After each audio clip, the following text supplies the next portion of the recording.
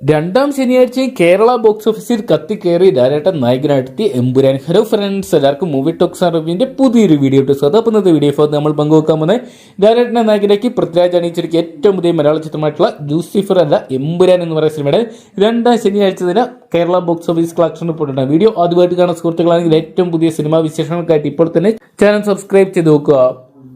രണ്ടാം വാരത്തിലോട്ട് കടന്ന ചിത്രത്തിന് വേൾഡ് വൈഡ് ബോക്സ് ഓഫീസിൽ തരംഗം സൃഷ്ടിക്കാൻ സാധിക്കുന്നതിന് കേരള ബോക്സ് ഓഫീസിൽ കത്തിക്കയറി മുന്നേറുന്ന ഒരു കാഴ്ച തന്നെയാണ് കാണാൻ സാധിക്കുന്നത്. രണ്ടാം ആഴ്ചയിൽ ചിത്രത്തെ ജനസാഗരം കുറയാതെ തിയേറ്ററിലോട്ട് ഒഴുകിയെത്തുന്ന കാഴ്ച കാണാൻ സാധിക്കുന്നുണ്ട്. അവധി ദിവസം ആയതുകൊണ്ട് തന്നെ ചിത്രത്തിന്റെ കളക്ഷൻ ഉയരുമെന്ന് പ്രതീക്ഷിച്ചെങ്കിലും കേരള ബോക്സ് ഓഫീസിൽ നിന്ന് മാത്രം ചിത്രം 100 കോടി അടിക്കുമെന്നുള്ള ആകാംക്ഷയിലാണ് സിനിമാ പ്രേമികൾ.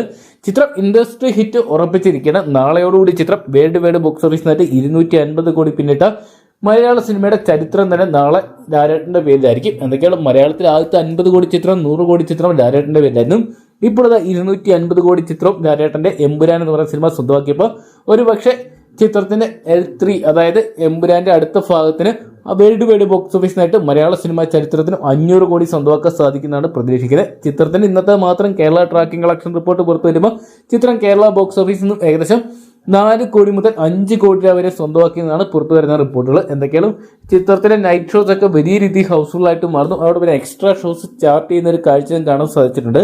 ആദ്യ വീക്കെൻഡ് പോലെ തന്നെ ചിത്രത്തിന് രണ്ടാം വീക്കെൻഡ് മികച്ചതാക്കാൻ സാധിക്കുമെന്നാണ് സിനിമാ പ്രേമികൾ ഉറ്റുനോക്കിക്കൊണ്ടിരിക്കുന്നത്.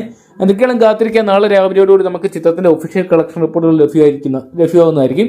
അപ്പോൾ ലാലേട്ടൻ നായകനായിട്ട് എമ്പുരാൻ എന്ന് പറയുന്ന സിനിമ നിങ്ങളും കണ്ടിട്ടുണ്ടെങ്കിൽ സിനിമയെക്കുറിച്ചുള്ള നിങ്ങളുടെ സത്യസന്ധമായിട്ടുള്ള അഭിപ്രായങ്ങൾ കമന്റ് ബോക്സിൽ പങ്കുവെക്കുക.